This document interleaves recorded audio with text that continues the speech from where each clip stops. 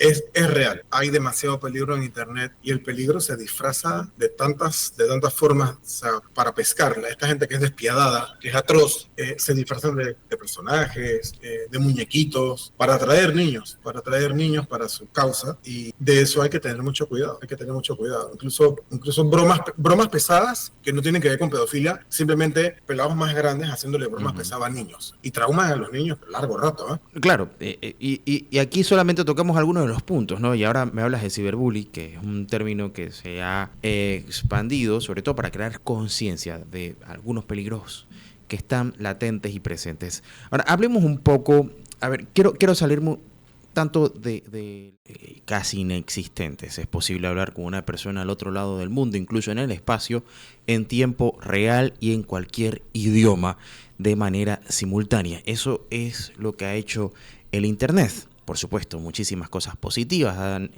creado un entorno de integración, pero, a ver, dentro de todo esto hay otras preocupaciones que vienen creciendo, entre esas la ausencia de privacidad y algo todavía mucho más importante, los peligros.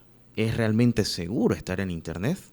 A ver, solo falta ir y ver en las noticias cómo niños han sido víctimas de pederastas que se hacen pasar por otros infantes. O sea, hay mucha inseguridad también en Internet. Lejos de alarmar, queremos hablar más a fondo acerca de esto, por supuesto, con Aldo Alain, que es experto, es un tecnólogo y nos acompaña cada lunes aquí en Radar Tech por Relax para hablarnos de distintos temas relacionados con el mundo digital, la tecnología, lo que es hoy, o sea, esto que viene cambiando a nuestra sociedad. Aldo, buenas tardes. Hola, buenas tardes, ¿cómo están todos? ¿Me copian, verdad? Alto y claro, perfecto.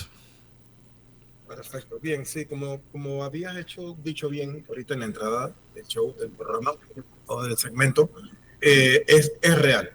Hay demasiado peligro en Internet y el peligro se disfraza de tantas formas. O sea, para pescarla, esta gente que es despiadada, que es atroz, se disfrazan de personajes, de muñequitos, para atraer niños para su causa.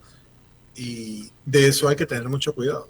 Hay que tener mucho cuidado. Incluso bromas pesadas que no tienen que ver con pedofilia, simplemente pelados más grandes haciéndole bromas pesadas a niños. Y trauman a los niños por largo rato, ¿eh?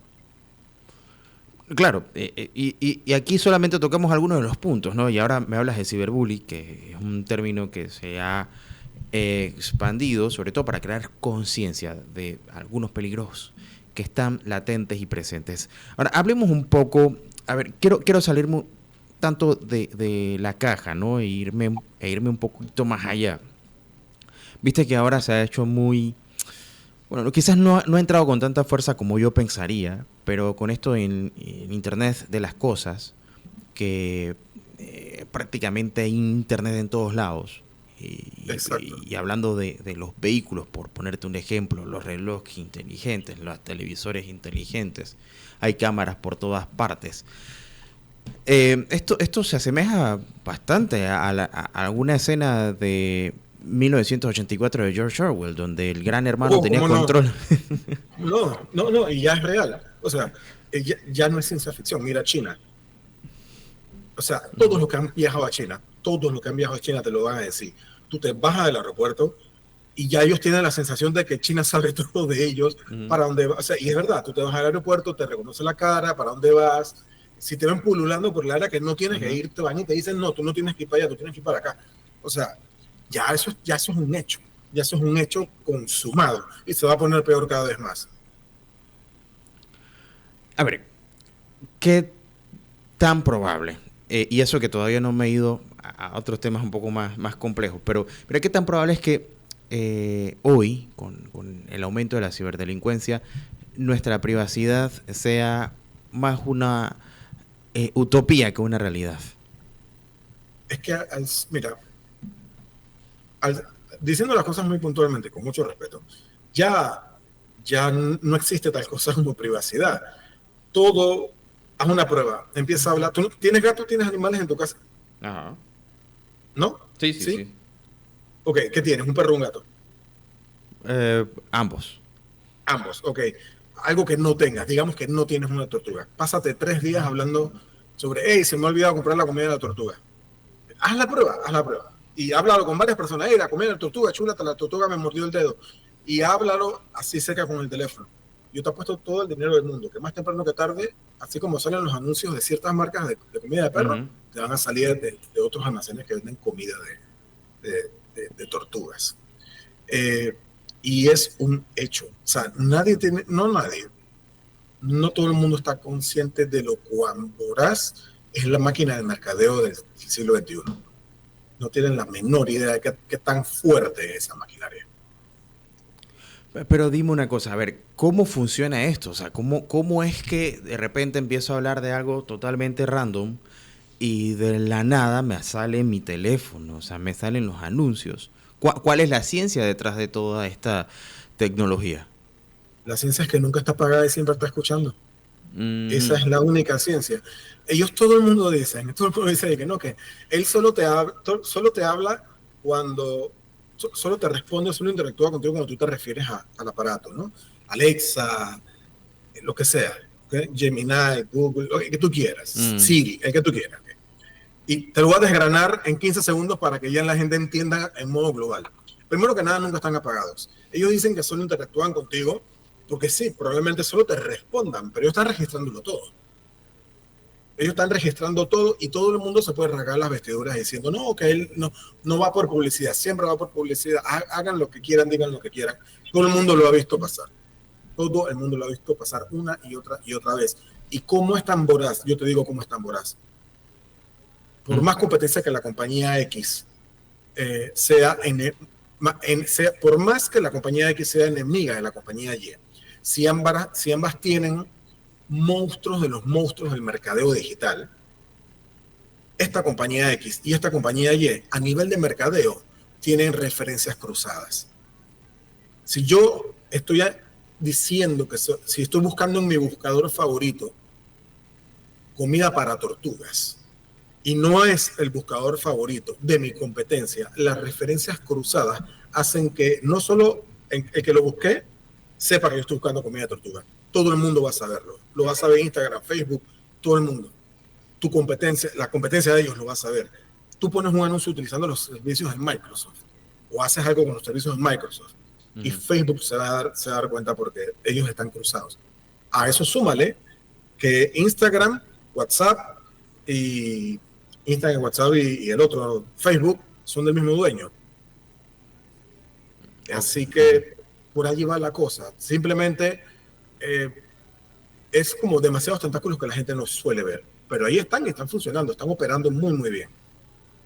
Ahora, mira, y ahora que hablaste de Alexa y hablábamos hace un momento del Internet de las cosas, a ver, el Internet ya no es solamente meterse en una computadora, en una tablet o en un celular y navegar. O sea, el Internet ahora está en todas partes. Incluso hace varios años, antes de que se popularizara toda esta idea de los autos eléctricos y hasta autónomos, escuché un caso, ¿no? De que podría, y en efecto fue hackeado un vehículo. O sea, imagínate ir manejando y que de repente tu vehículo, que es inteligente y que se reniega y que no quiere ir para allá. Y a ver, esto es hasta cierto punto un poquito, o sea, para reflexionar, no tanto para alarmar. Puede pasar. ¿Por qué no puede pasar? Si el auto se puede manejar solo, porque tiene montones de sensores y la inteligencia artificial se va a embeber a los carros. Si te voy a poner un ejemplo benigno. Eres un tipo que está sufriendo de problemas del alcohol. ¿Ok? El carro va a sentir si estás borracho, si no estás borracho, él va a tomar el control y te va a llevar para la casa. Porque eso es lo que tendría que hacer, según en toda regla, tu mejor amigo que te quiere con tu corazón, tu mamá, tu papá. Y eso está bien. Pero ¿y qué pasa cuando es el lado contrario?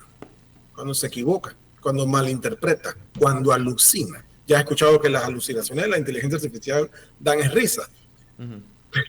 Pero son alucinaciones y la computadora está segura de que están bien.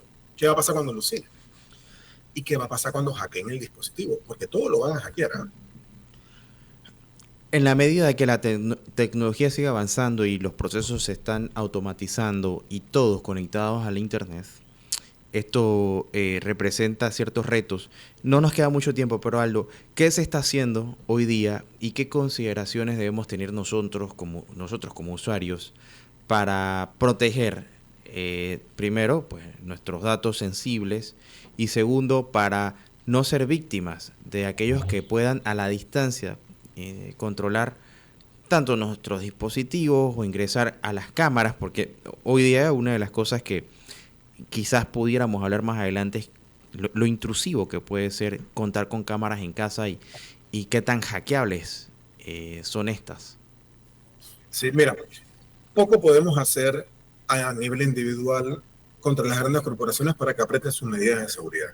Ya gente como la Unión Europea, que es la que en mi libro lo está haciendo mejor que todo el mundo, para, para precisamente dar una respuesta a lo que me acabas de preguntar.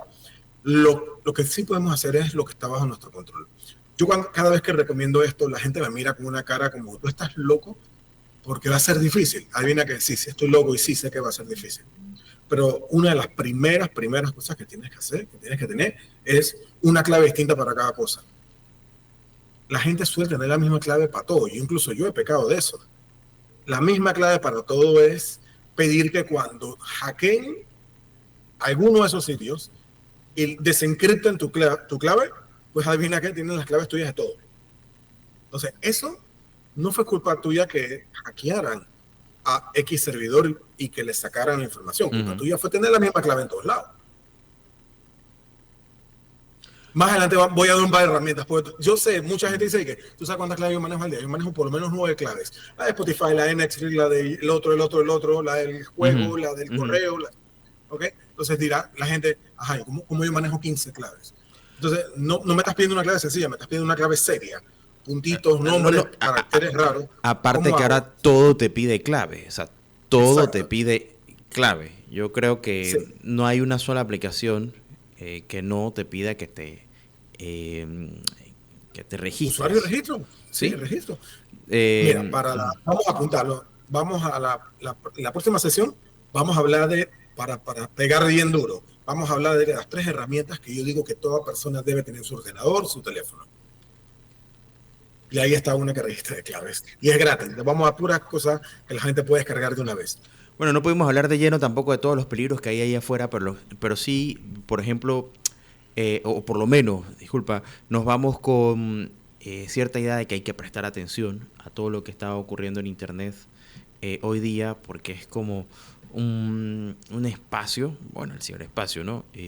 Sí. Con ciertas regulaciones, pero que incluso puede llegar a estar sin ley y sin orden en algún momento, porque en algunos países haya legislaciones que lo regulen, quiere decir que el ciberespacio... Todo el mundo se atiene, ¿no? La verdad que es peligroso. Y tampoco hablamos de algo que suele verse como algo tonto, como algo no tan preocupante, pero sí es preocupante, que es que como ahora Internet, y ese es un exceso de libertad, como ahora Internet es donde uno puede gritar y decir lo que sea, hay demasiada gente ignorante estando segura de ciertos temas. Hay gente compartiendo información solamente por ser el primero que la compartió, información terriblemente falsa. Gente que no está verificando la información que riega. Entonces, no lo están haciendo por querer dañar, quizás lo quieren hacer porque quieren ser la novedad. Acuérdate que estamos en una era donde todo el mundo quiere ser el centro de atención y dañan a otras personas. En efecto, y creo que de acuerdo con la idea, y nos quedamos entonces hasta acá. Aldo, la próxima semana pudiéramos hablar un poquito más sobre cómo protegernos y esas recomendaciones para buscar estar y navegar de manera más segura en Internet. Así será. Bueno, gracias Aldo Alain por acompañarnos. Hasta la próxima semana será con más temas aquí interesantes relacionados con la tecnología, con el mundo digital y más. Sí, y bueno, ya está con nosotros también el doctor Rafael Candaleón. Buenas tardes, Rafael, ¿cómo estás? Feliz fin de semana. Buenas tardes, Magdiel.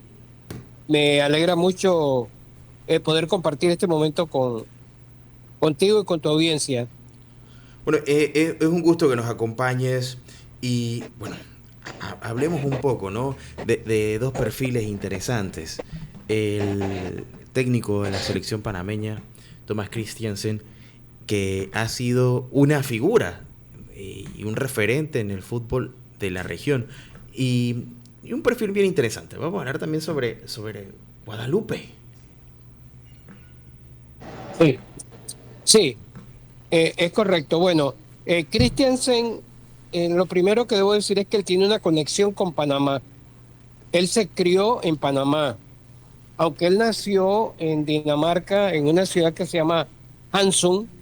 Él de niño vino a vivir a Panamá y estuvo con los niños panameños. De hecho, él estudió en la escuela Montessori, una que está muy cerca del Parque Omar, en San Francisco. Él estudió allí, así que él conoce bastante la idiosincrasia panameña. Él, un observador, alguien que viene de fuera, tiene una gran ventaja porque viene con otros valores, viene con otras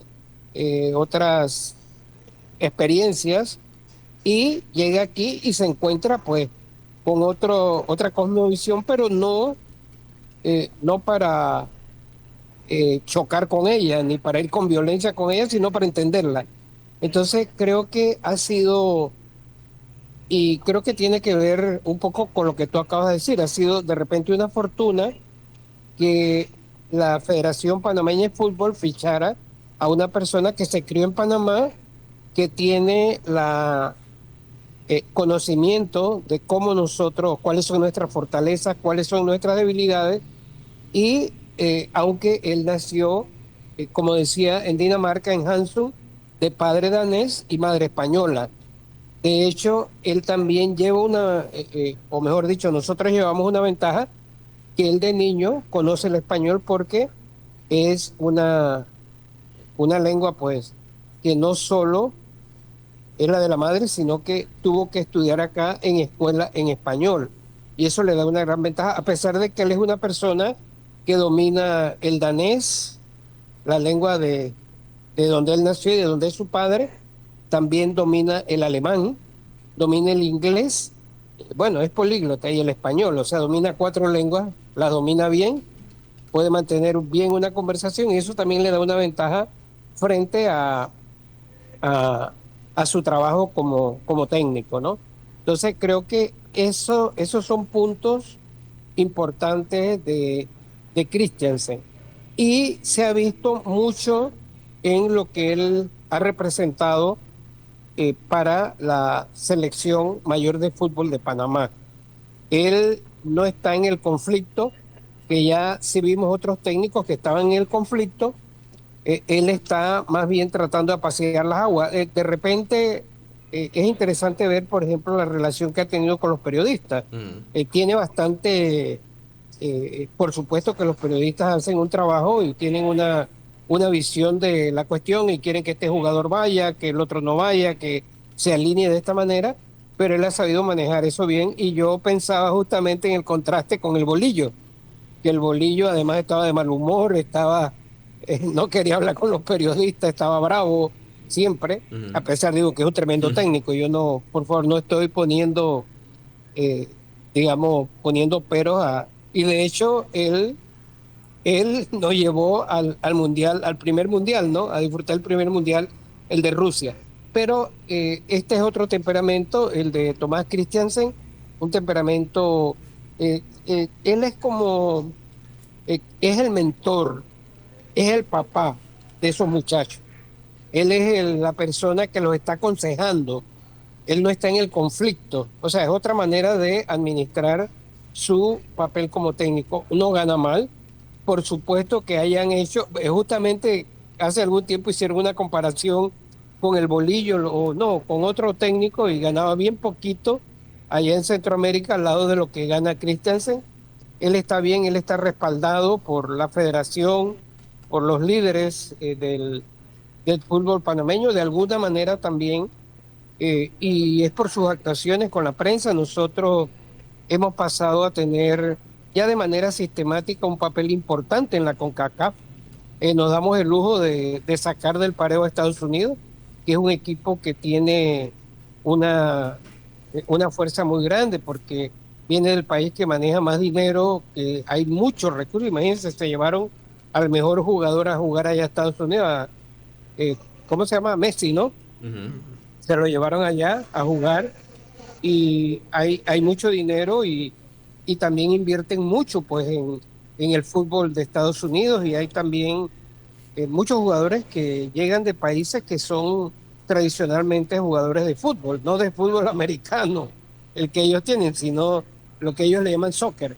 Entonces, Christiansen, bueno, se ha dado el lujo de dejar allí, ¿cómo se llama? Vestida a la princesa norteamericana eh, en algunos de los partidos y hemos estado, creo que fue cuando fue la Copa de Oro, en el 23, pero en general nosotros ya nos enfrentamos a México de tú a tú. Ujú. Antes Costa Rica y ahora nosotros vamos a Costa Rica con la cabeza en alto. Él ha ayudado mucho a que nuestros jugadores vayan a jugar con la cabeza en alto y sobre todo vayan a la ofensiva.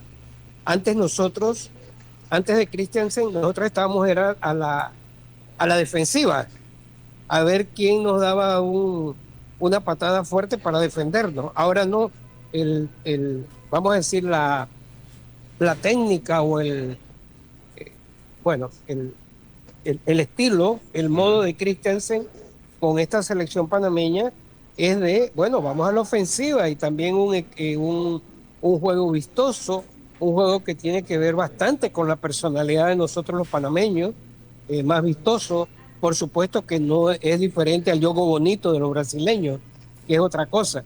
Y, y él lleva también, como decía, ventaja porque hay una conexión emocional Claro. de él con los jugadores. No es una persona que vino de otra parte a, a, a decirles cómo deben jugar, que viene del fútbol europeo, pero al mismo tiempo él conoce acá la idiosincrasia, conoce nuestras raíces, conoce dónde están nuestros talentos y también conoce, por supuesto, dónde están nuestras debilidades. Pero él de eso hace un factor interesante. Y bueno, él mismo, Magdiel, jugó durante 17 años como delantero en varios equipos de España. Parece que eh, en su historia personal España está más cerca que la Dinamarca de su padre. Vamos a decir la España de su madre. Y él estuvo en el Fútbol Club Barcelona, estuvo en el Villarreal, estuvo también en el Real Oviedo y también jugó en Alemania, en Hannover, en Bochum. De hecho, en Bochum él en una temporada llegó a ser un goleador importante, 21 goles, 21 goles, que era la primera vez que alguien eh, ido de España, pues, o de nacionalidad española, metía esa cantidad de goles en el Bochum de Alemania. Y también jugó en Bélgica, jugó en Inglaterra, y ya como técnico, bueno, ya después él salió por edad como jugador, que era delantero, y entonces su primer trabajo como en firme, pues su primer trabajo en firme como técnico fue en Chipre. Y allá llegó a conquistar muchos méritos a tal punto que uno de los años en que él estuvo en Chipre, que es una isla que está en el Mediterráneo, que es una parte Ujú. se la tomó Turquía y es un estado turco y el otro es el Chipre tradicional vinculado a Grecia, ¿no? Y que hablan griego. Bueno, bueno, Claro. ambos hablan griego, ¿no? Pero Turquía se tomó una parte y ahí ha hecho un estado. Y él estuvo allí y en ese tiempo llegó a ser el técnico, el mejor técnico del año en uno de y ese era como, digamos, su debut profesional como entrenador. Bueno, después estuvo en Inglaterra, estuvo en Bélgica. Perdón, yo antes dije que había estado como jugador, no, como jugador estuvo en España y en Alemania. Ya como entrenador estuvo en Chipre, Inglaterra, en Bélgica y desde 2020 la pandemia nos los trajo. Ya él tiene acá 5 años de estar en Panamá, ya tiene un lustro. Se ha De, hecho un nombre no solamente aquí en Panamá, sino en la región, incluso en el mundo. Ya se habla de Christiansen como entrenador de una selección que representaba un país históricamente conocido como pelotero, como nación de pugilistas. Muy poco de fútbol. Oye, hablando de islas, que mencionabas a la isla de Chipre, hablemos de Guadalupe. Es una isla muy pequeña en el Caribe, ¿no? Dentro de las Antillas Menores. Sí, sí, por supuesto. El partido que nosotros vamos a jugar hoy es con Guadalupe. Nosotros también estamos relacionados con Guadalupe, Magdiel. Ujú. Y cuando vinieron antillanos a trabajar al Canal de Panamá en 1906, 7 por allí, comenzaron las primeras oleadas de antillanos a venir a Panamá, vinieron también de Guadalupe y vinieron de Martinica, que son dos posesiones francesas de ultramar, eh, y vinieron allí. De hecho, un lugar muy importante a inicios del siglo XX en Panamá fue la fonda Tambor de la Alegría, que se convertía en época del carnaval en en un toldo, en un jardín para bailar. Y la dueña de ese lugar era de Martinica, de descendientes, y bueno, también la mamá de Al Brown, el gran boxeador panameño, también era de Martinica. O sea, para esa gran migración por trabajo que vino a Panamá para la construcción del canal de Antillanos, vinieron personas de Martinica y también de Guadalupe y también de Montserrat, que es otra isla cercana. Así que nosotros no vinieron tanto como de Jamaica, ¿no? De Jamaica vino la gran cantidad, eh, y, y de otras islas del Caribe, de Trinidad. Pero eh, eso nos une bastante a Guadalupe, así que hay que tratarlo con cierto cariño. No es el equipo que le traiga tanta desazón a Christiansen y a sus muchachos. Es un equipo que, bueno, hace todo su trabajo, tiene mucha influencia europea, está en América, pero como dije, pues pertenece a Francia. Y un guadalupeño, también dicen guadalupense, usan los dos gentilicios, guadalupeño o guadalupense. Él tiene los mismos derechos que una persona que nació en París, Wow. según las leyes francesas. Y también Francia tiene otro territorio que es Guyana, que está en la esquina abajo Claro, en la esquina la abajo Guayana francesa, ¿no? eh, Por Venezuela. oriental de Brasil. Ujú. Sí, al lado de Venezuela, al oriente de Venezuela, pero arriba de Brasil. Porque hay tres Guyanas: está la inglesa, la holandesa y finalmente está la francesa, que es la que está más pegada al Atlántico, ¿no?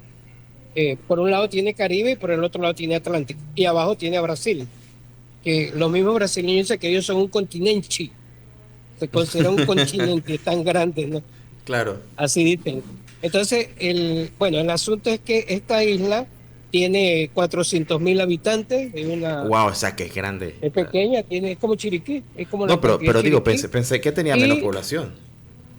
¿cómo dice? Pensé que tenía menos población, Guadalupe.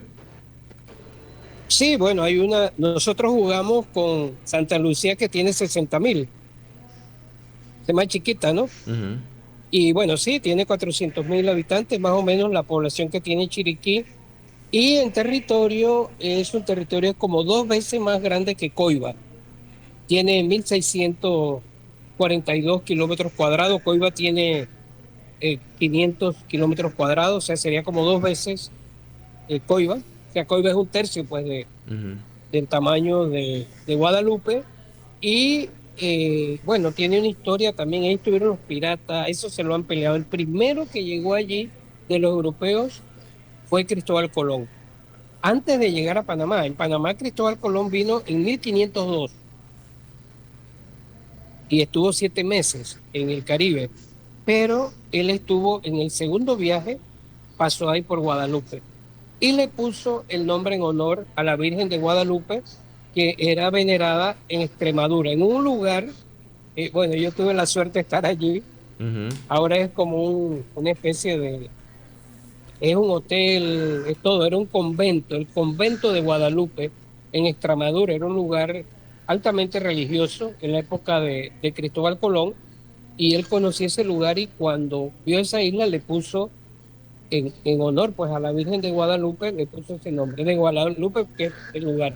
En realidad es la Virgen María, pero que era la que veneraban ahí en Guadalupe. Yo no sé realmente, no he investigado si tiene que ver con me imagino que sí, con la misma Virgen que veneramos aquí y que Ujú. veneran en México.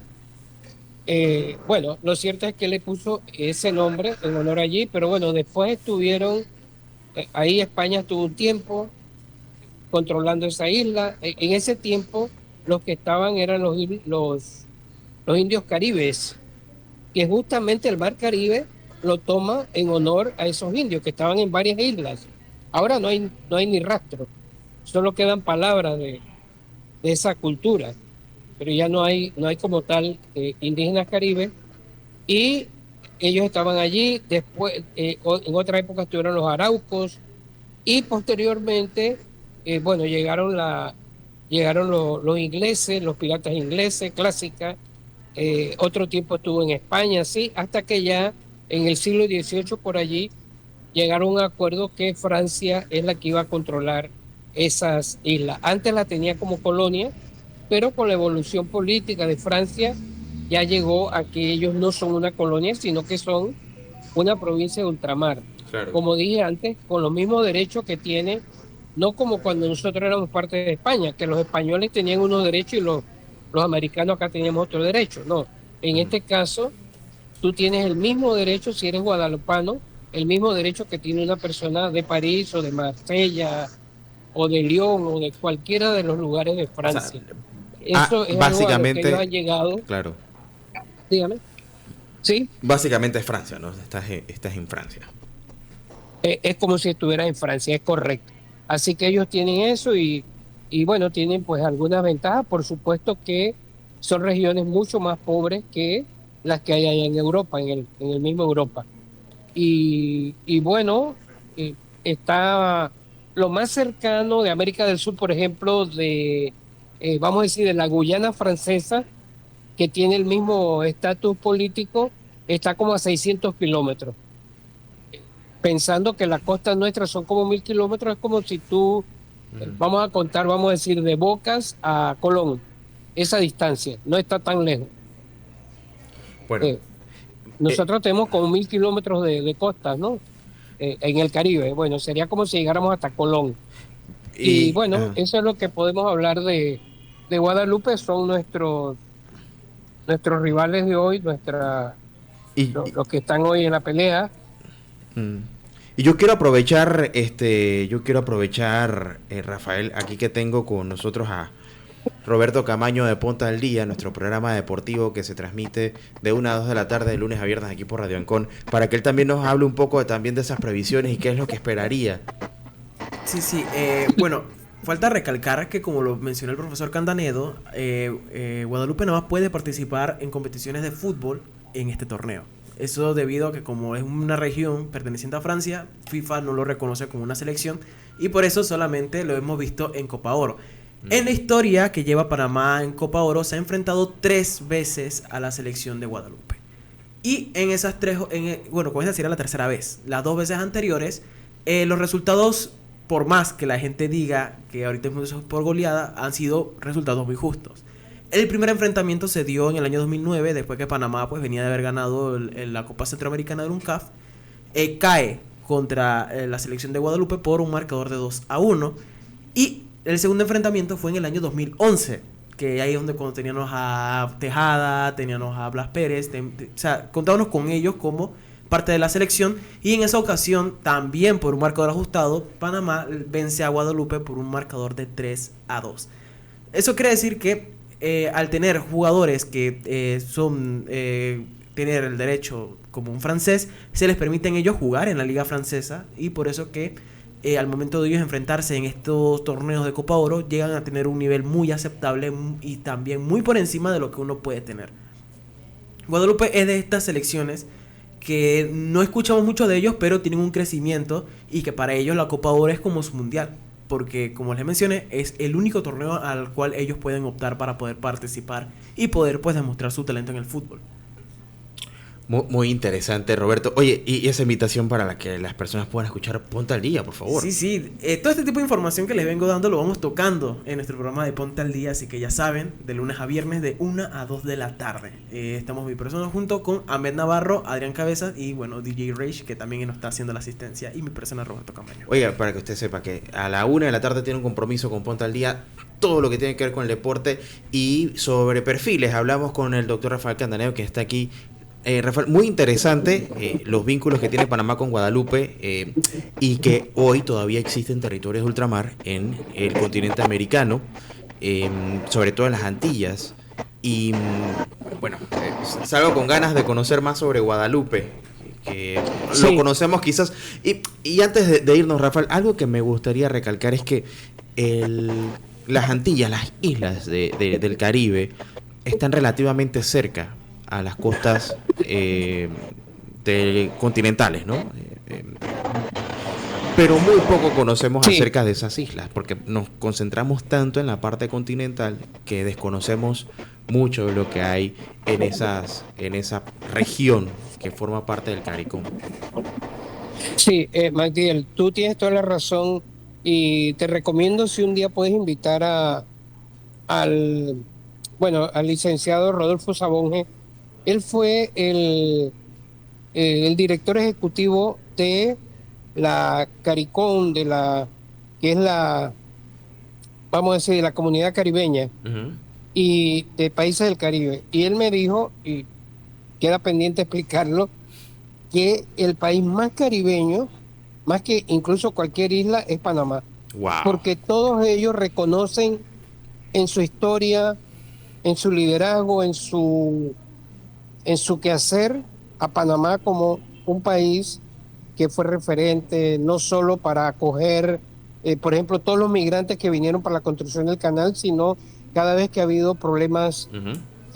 vamos a decir, políticos o sociales y todo, Panamá ha sido un punto de apoyo en toda su historia, la historia del Caribe. O sea que nosotros somos más caribeños, los únicos que no nos hemos enterado somos nosotros mismos, porque quizás conocemos menos de lo que debíamos. Mira, yo quería decirte finalmente, Magdiel, que en la época de que eso lo controlaban los caribes, los indígenas caribes, Uh-huh. el lugar se llamaba Caruquera, el lugar de Guadalupe. Y hoy en criolé ellos tienen una manera así de francés criollo, le dicen Guada a su propio país, como si nosotros le dijéramos Panamá Pana. Claro. Ellos le dicen Guada, en vez de Guadalupe le dicen Guada, hacen una abreviación allí digamos, en el lenguaje coloquial y criollo de los guadalupanos.